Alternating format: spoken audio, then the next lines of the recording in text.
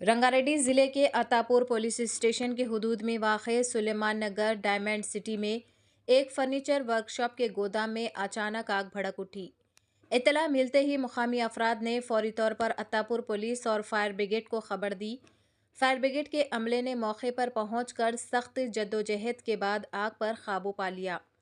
Attapur police ने इस वाक़े का मुकदमा दर्ज करके तहक़ीक़ात का आगाज़ कर दिया है।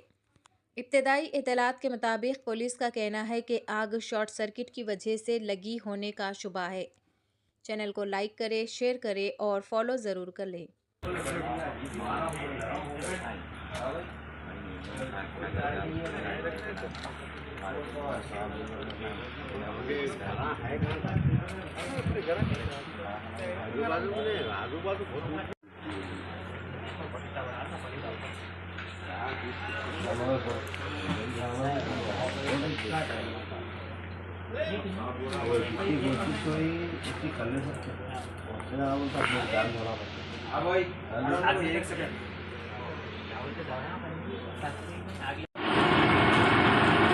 डिग्री